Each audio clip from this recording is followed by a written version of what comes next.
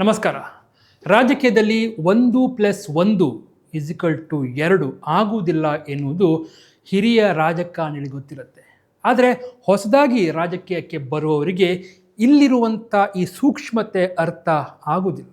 ಬಹುಶಃ ಅಣ್ಣಾಮಲೈ ಕೂಡ ಅದನ್ನು ಅರ್ಥ ಮಾಡಿಕೊಳ್ಳುವಲ್ಲಿ ವಿಫಲರಾಗಿದ್ದ ಕಾರಣಕ್ಕೆ ಈ ಪರಿಸ್ಥಿತಿ ಬಂದಿದೆಯೇನೋ ಅಂತ ಅನಿಸ್ತಾ ಉಂಟು. 2020ರಲ್ಲಿ ಭಾರತೀಯ ಜನತಾ ಪಾರ್ಟಿಯನ್ನು ಸೇರಿದಂಥ ಅಣ್ಣಾಮಲೈ ಅವರನ್ನು ಒಂದು 10 ತಿಂಗಳ ಒಳಗೆ ತಮಿಳುನಾಡಿನ ರಾಜ್ಯಾಧ್ಯಕ್ಷರನ್ನಾಗಿ ಮಾಡ್ತಾರೆ. ಇದು ನಿಜಕ್ಕೂ ಒಂದು ಸೋಜಿಗ. ಯಾಕಂತ ಹೇಳಿದ್ರೆ ಬಹಳ ಕಡಿಮೆ ಸಮಯದಲ್ಲಿ ಒಬ್ಬ ವ್ಯಕ್ತಿ ಹೊಸದಾಗಿ ಪಕ್ಷಕ್ಕೆ ಸೇರಿದಾಗ ಇಡೀ ರಾಜ್ಯದ ಅಧ್ಯಕ್ಷರಾಗುವುದು ಅಷ್ಟು ಸುಲಭವೂ ಅಲ್ಲ, ಅಷ್ಟು ಸಾಧ್ಯವೂ ಅಲ್ಲ, ಮತ್ತು BJPಯ ಹೈಕಮಾಂಡ್ ಹಾಗೆ ಮಾಡಲಿಕ್ಕೆ ಹೋಗುವುದೂ ಇಲ್ಲ. ಆದರೆ ಅಣ್ಣಾಮಲೈ ವಿಚಾರದಲ್ಲಿ ಹಾಗೆ ಆಗಿರಲಿಲ್ಲ. 2020ರಲ್ಲಿ ಅವರು ಪಕ್ಷಕ್ಕೆ ಆಗಸ್ಟ್ಗೆ ಬರ್ತಾರೆ. ಮುಂದಿನ ವರ್ಷವೇ ಅವರನ್ನು ರಾಜ್ಯದ ಅಧ್ಯಕ್ಷರಾಗಿ ಮಾಡ್ತಾರೆ. ಒಂದು ದೊಡ್ಡ ರೀತಿಯ ಕ್ಯಾಂಪೇನನ್ನು ಖಂಡಿತ ಕೂಡ ಅಣ್ಣಾಮಲೈ ಮಾಡಿದರು. ಇಡೀ ರಾಜ್ಯದಲ್ಲಿ BJPಗೊಂದು ಮುಖ ತರುವಂಥ ಪ್ರಯತ್ನವನ್ನು ಅವರು ಮಾಡಿದರು. ಯಾಕಂತ ಹೇಳಿದ್ರೆ ಅಷ್ಟರ ಮಟ್ಟಿಗೆ BJPಗೆ ಅಲ್ಲಿ ಅಸ್ತಿತ್ವ ಎನ್ನುವುದು ಇದ್ದಿರಲಿಲ್ಲ. ಅಣ್ಣಾಮಲೈ ಪ್ರಯತ್ನ ನಿಜಕ್ಕೂ ಒಳ್ಳೆಯದಾಗಿತ್ತು.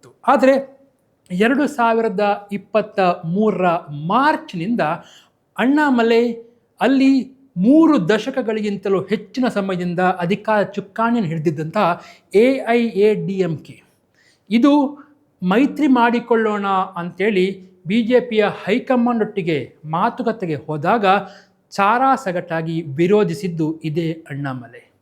ನಾವು ಯಾವುದೇ ಕಾರಣಕ್ಕೆ ಕೂಡ AIADMK ಒಟ್ಟಿಗೆ ಮೈತ್ರಿ ಮಾಡಬಾರ್ದು, ಮಾಡಿದರೆ ನಮ್ಮ ಪಕ್ಷದ ಕಾರ್ಯಕರ್ತರಿಗೆ ಒಂದು ರೀತಿಯಲ್ಲಿ ಕೆಲವು ಕಡೆಗಳಲ್ಲಿ ನಿರುತ್ಸಾಹ ಬರುತ್ತೆ, ಅವರಿಗೆ ಕೆಲಸ ಮಾಡಲಿಕ್ಕೆ ವಿಚಾರಣೆ ಇರುವುದಿಲ್ಲ. ಫಾರ್ ಎಕ್ಸಾಂಪಲ್, ನಮ್ಮ ಕರ್ನಾಟಕಕ್ಕೆ ಹೋಲಿಸಿದಾಗ JDS ಹಳೆ ಮೈಸೂರು ಭಾಗದಲ್ಲಿ ಸ್ಟ್ರಾಂಗ್ ಇದೆ. ಅಲ್ಲಿರುವಂಥ BJP ಕಾರ್ಯಕರ್ತರ ವಿಚಾರ ಏನು? ಈಗ ನಾವು ಮೈತ್ರಿ ಮಾಡೋದ್ರಿಂದ ಅನೇಕ ಕಡೆಗಳಲ್ಲಿ BJP ಕಾರ್ಯಕರ್ತರು JDSನ ಒಟ್ಟಿಗೆ ಕೆಲಸ ಮಾಡಲಿಕ್ಕೆ ಸಾಧ್ಯ ಆಗದೆ ಅಲ್ಲಿ ಕೆಳಮಟ್ಟದಲ್ಲಿ ಒಂದು ರೀತಿಯಲ್ಲಿ ಮೈತ್ರಿ ಆಗದೇ ಇರೋದರಿಂದ ಇದು ಮುಂದಿನ ಲಾಂಗ್ ಟರ್ಮ್ ಏಮ್ ಅಂತ ಹೇಳ್ತೇವೆ, ಅದಕ್ಕೆ ಎಷ್ಟರ ಮಟ್ಟಿಗೆ ಲಾಭ ಆಗತ್ತೆ, ಎಷ್ಟರ ಮಟ್ಟಿಗೆ ಒಂದು ಪಕ್ಷಕ್ಕೆ ಹೊಡೆತ ಬೀಳತ್ತೆ ಎನ್ನುವುದನ್ನು ನಾವೇನು ಅಂದ್ಕೊಂಡಿದ್ದೇವೆ ಅದನ್ನೇ ಅಣ್ಣಾಮಲೈ ಅಲ್ಲಿ ಅಂದ್ಕೊಂಡಿದ್ರು. ಆದರೆ ಅದು ಸಾರಾಸಗಟಾಗಿ ಸರಿಯಾಗಲಿಲ್ಲ ಅಥವಾ ತಪ್ಪು ಕ್ಯಾಲ್ಕುಲೇಷನ್ ಅಂತ ಈಗ ಅನಿಸ್ತಾ ಉಂಟು. ಯಾಕಂತ ಹೇಳಿದರೆ ಅಣ್ಣಾಮಲೈ ಕೊಯಮತ್ತೂರು ಲೋಕಸಭಾ ಕ್ಷೇತ್ರದಿಂದ 2024ರ ಲೋಕಸಭೆಗೆ ಸ್ಪರ್ಧಿಸ್ತಾರೆ. ಅಣ್ಣಾಮಲೈ ಸೋತಿದ ನಿಜ, ಆದರೆ ಅವರು ಸೋತ ಅಂತರ ನೀವು ಗಮನಿಸಿದರೆ ಅಥವಾ ಅವರಿಗೆ ಬಂದಿರುವಂಥ ವೋಟ್ ಶೇರ್ ಏನು ನೀವು ಗಮನಿಸಿದರೆ BJP ಮತ್ತು AIADMK ಏನು ಮೂರನೇ ಸ್ಥಾನದಲ್ಲಿ ಇತ್ತು ಆ ಸಂದರ್ಭದಲ್ಲಿ, ಆ ಎರಡನ್ನೂ ಸೇರಿಸಿದಾಗ DMKಗಿಂತ ಜಾಸ್ತಿ ಇತ್ತು. ಅಂದರೆ DMK ಗೆದ್ದಿರ್ಬೋದು ಕೊಯಮತ್ತೂರಲ್ಲಿ, ಆದರೆ ಒಂದು ವೇಳೆ AIADMK ಮತ್ತು BJP ಅಲ್ಲಿ ಮೈತ್ರಿಯಾಗಿ ಸ್ಪರ್ಧೆ ಮಾಡ್ತಿದ್ರೆ ಇವತ್ತು ಅಣ್ಣಾಮಲೈ MP ಆಗ್ತಾಯಿದ್ರು, ಕೇಂದ್ರದಲ್ಲಿ ಮಂತ್ರಿಯೂ ಆಗ್ಬೋದಿತ್ತು. ಯಾಕಂತ ಹೇಳಿದ್ರೆ ಆ ಚರಿಷ್ಮಾ ಅವರಿಗೆ ಇತ್ತು. ಆದರೆ ಇಲ್ಲಿ ವಿಚಾರ ಅಂತ ಹೇಳಿದ್ರೆ ಮೈತ್ರಿ ಮಾಡಲಿಕ್ಕೆ ಅಣ್ಣಾಮಲೈ ಆಗ ಒಂದು ದೊಡ್ಡ ಗೋಡೆಯಂತೆ ನಿಂತಿದ್ರು ಮತ್ತು ಎಲ್ಲೋ ಒಂದು ಕಡೆಯಲ್ಲಿ ಅಣ್ಣಾಮಲೈ ಅವರನ್ನು ಪಕ್ಕಕ್ಕಿಟ್ಟು ಮೈತ್ರಿ ಮಾಡುವಂಥ ಕೆಲಸಕ್ಕೆ BJPಯ ಹೈಕಮಾಂಡ್ ಕೂಡ ಆವತ್ತು ಮುಂದಕ್ಕೆ ಹೋಗಿರಲಿಲ್ಲ. ಅಣ್ಣಾಮಲೈ ಮೇಲೆ ಅಂಥ ಒಂದು ವಿಶ್ವಾಸ ಇಟ್ಟಿದ್ರು, ಏನಾದರೂ ಮಾಡಬಹುದು, ತಮಿಳುನಾಡಿನಲ್ಲಿ BJPಗೆ ಲೋಕಸಭಾ ಸ್ಥಾನಗಳನ್ನು ತಂದು ಕೊಡ್ಬೋದು ಅಂತೇಳಿ.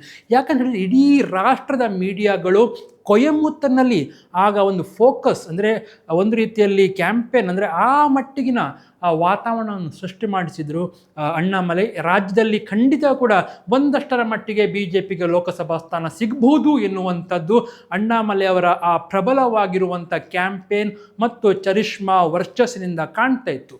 ಆದರೆ ಹಾಗೆ ಆಗಲಿಲ್ಲ. 39ಕ್ಕೆ 39ರಲ್ಲಿ ಕೂಡ DMK ತನ್ನ ಪ್ರಭುತ್ವವನ್ನು ಸಾಧಿಸಿತ್ತು ಮತ್ತು ಕಳೆದ ಬಾರಿ AIADMK ಒಂದಾದರೂ ಬಂದಿತ್ತು, ಅದು ಈ ಬಾರಿ ಕೂಡ ಬರಲಿಕ್ಕೆ ಸಾಧ್ಯ ಆಗಲಿಲ್ಲ. ಸುಮಾರು 12 ಲೋಕಸಭಾ ಸ್ಥಾನಗಳಲ್ಲಿ 39ರಲ್ಲಿ 12ರಲ್ಲಿ ಒಂದು ವೇಳೆ AIADMK ಮತ್ತು BJP ಮೈತ್ರಿ ಮಾಡಿದರೆ ಖಂಡಿತವಾಗಿ ಕೂಡ ಅಲ್ಲಿ DMK ಸೋಲ್ತಾ ಇತ್ತು ಎನ್ನುವಂಥ ಒಂದು ವಾತಾವರಣ ಅಂಕಿ ಸಂಖ್ಯೆಗಳಿಂದ ಪೂರ್ವವಾಗ್ತಾ ಇತ್ತು. ಬಂದಿರುವಂಥ ಫಲಿತಾಂಶಗಳೇ ಉತ್ತರ ಕೊಡ್ತಿದ್ವು. ಒಂದು ವೇಳೆ ನೀವು ಇಬ್ಬರು ಮೈತ್ರಿ ಮಾಡಿಕೊಂಡಿದ್ರೆ 12 ಗೆಲ್ತಿದ್ರಲ್ಲ ಎನ್ನುವಂಥ ಒಂದು ಏನು ವೋಟ್ ಮಾರ್ಜಿನ್ಗಳೇ ಸ್ಪಷ್ಟಪಡಿಸ್ತಾ ಇತ್ತು. ಬಿ ಜೆ ಪಿಗೆ ಅಫ್ಕೋರ್ಸ್ ವೋಟ್ ಶೇರ್ ಜಾಸ್ತಿ ಆಗಿದೆ. ವೋಟ್ ಶೇರ್ ಅಂದರೆ ಹಿಂದೆ ಬರ್ತಿದ್ದಕ್ಕಿಂತ ಈ ಬಾರಿ ಅಣ್ಣಾಮಲೈ ಬಂದ ಕಾರಣ ಆ ವೋಟ್ ಶೇರ್ ಜಾಸ್ತಿ ಬಂದಿದೆ. ಆದರೆ ಆ ವೋಟ್ ಶೇರ್ ಸೀಟಾಗಿ ಕನ್ವರ್ಟ್ ಆಗಿರಲಿಲ್ಲ. ಯಾವತ್ತೂ ಕೂಡ ಒಂದು ಪಕ್ಷ ಗೆದ್ದರೆ ಮಾತ್ರ ಅದು ಕೌಂಟ್ ಆಗುತ್ತೆ. ವೋಟ್ ಶೇರ್ ಎಷ್ಟೇ ಜಾಸ್ತಿ ಆದರೂ ಕೂಡ ಕೆಲವೊಮ್ಮೆ ಅವು ಸೀಟಾಗಿ ಅಥವಾ ಸ್ಥಾನಗಳಾಗಿ MP ಸ್ಥಾನಗಳಾಗಿ ಕನ್ವರ್ಟ್ ಆಗದಿದ್ದ ಕಾರಣ ಅಲ್ಲಿ ಪ್ರಾಬ್ಲಮ್ ಆಗಿತ್ತು. ಆದರೆ 2026ಕ್ಕೆ ತಮಿಳುನಾಡು ವಿಧಾನಸಭಾ ಚುನಾವಣೆಯನ್ನು ಎದುರಿಸಲಿಕ್ಕೆ ಉಂಟು. ಈಗಿರುವಂಥ ಪರಿಸ್ಥಿತಿಯನ್ನು ಗಮನಿಸುವಾಗ AIADMK ಕೂಡ ಒಂದೇ ಅಂದರೆ ಏಕಶಕ್ತಿಯಾಗಿ ಹೋರಾಟ ಮಾಡಿದರೆ ಅಲ್ಲಿ ಖಂಡಿತವಾದ ಅಧಿಕಾರಕ್ಕೆ ಬರಲಿಕ್ಕೆ ಸಾಧ್ಯ ಇಲ್ಲ. BJPಗೂ ಅದು ಗೊತ್ತಿದೆ. ನಾವು ಎಲ್ಲರನ್ನೂ ಎದುರು ಹಾಕಿಕೊಂಡು ಹೋರಾಟ ಮಾಡಿದರೆ ನಮಗೂ ಸೀಟ್ ಬರಲಿಕ್ಕಿಲ್ಲ ಅಂಥೇಳಿ. ಆದ್ದರಿಂದ AIADMK ಮತ್ತು BJP ಒಟ್ಟಾಗಿ ಏನು ಲೋಕಸಭಾ ಚುನಾವಣೆಯಲ್ಲಿ ಆದಂಥ ತಪ್ಪುಗಳನ್ನು ಮತ್ತೆ ಪುನರಾವರ್ತನೆ ಮಾಡಬಾರ್ದು ಎನ್ನುವಂಥ ಕಾರಣಕ್ಕೆ ಈಗ ಮೈತ್ರಿಗೆ ಬಂದಿದೆ. ಹಾಗಾದರೆ ಮೈತ್ರಿಗೆ ಅಣ್ಣಾಮಲೈ ಒಪ್ಪಿಗೆ ಇದೆಯಾ ಎನ್ನುವಂಥ ಪ್ರಶ್ನೆ ಈ ಬಾರಿ ಬರುವುದಿಲ್ಲ. ಕಳೆದ ಬಾರಿ ಅವರ ಮಾತನ್ನು ಕೇಳಿದ್ರು, ಆದರೆ ಈ ಬಾರಿ ಕೇಳಲಿಕ್ಕೆ ಸಾಧ್ಯ ಇಲ್ಲ. ಯಾಕಂತ ಹೇಳಿದ್ರೆ ಹೇಗಾದರೂ ಮಾಡಿ ತಮಿಳುನಾಡಿನಲ್ಲಿ DMKಯನ್ನು ಸೋಲಿಸಬೇಕು ಅಂತಂದರೆ ಮೈತ್ರಿ ಅತಿ ಅಗತ್ಯ ಅಂತೇಳಿ BJP ಹೈಕಮಾಂಡ್ ನಿರ್ಧರಿಸಿ ಆಗಿದೆ. ಹಾಗಾದರೆ ಅಣ್ಣಾಮಲೈಯನ್ನು ಕೆಳಗಿಳಿಸುವಂಥ ವಿಚಾರ ಏನು ಅಂತ ಹೇಳಿದರೆ AIADMKಯ ರಾಜ್ಯದ ಅಧ್ಯಕ್ಷರು ಮತ್ತು ಅಣ್ಣಾಮಲೈಯ ಜಾತಿ, ಅವರ ಇಬ್ಬರ ಜಾತಿ ಒಂದೇ ಆಗಿರೋದ್ರಿಂದ ಇಲ್ಲಿ ಹೇಗೆ ನಮ್ಮ ಕರ್ನಾಟಕದಲ್ಲಿ JDS ಮತ್ತು BJP ಮೈತ್ರಿ ಮಾಡುವಾಗ ಎರಡೂ ಕಡೆಯವರು ಒಂದೇ ಜಾತಿಯವರಾಗಿದ್ದರೆ, ಎರಡೂ ಕಡೆಯಿಂದ ಲಿಂಗಾಯತರಾಗಿದ್ದರೆ, ಎರಡೂ ಕಡೆಯಿಂದ ಒಕ್ಕಲಿಗರಾಗಿದ್ದರೆ ಒಂದಷ್ಟರ ಮಟ್ಟಿಗೆ ಜಾತಿ ಸಮೀಕರಣ ವರ್ಕೌಟ್ ಆಗುವುದಿಲ್ಲ ಎನ್ನುವಂಥ ಕಾರಣಕ್ಕೆ ಮತ್ತೊಂದು ಕಡೆಯಲ್ಲಿ ವಿಪಕ್ಷಗಳಲ್ಲಿ ಕೂಡ ವಿಪಕ್ಷ ನಾಯಕ ಒಂದು ಜಾತಿ ಮತ್ತು BJPಯ ರಾಜ್ಯದ ಒಂದು ಜಾತಿ ಆದ ಕಾರಣ ಅಲ್ಲಿಯೂ ಕೂಡ ಒಂದು ಜಾತಿ ಸಮೀಕರಣ ನೋಡಬೇಕಾಗತ್ತೆ.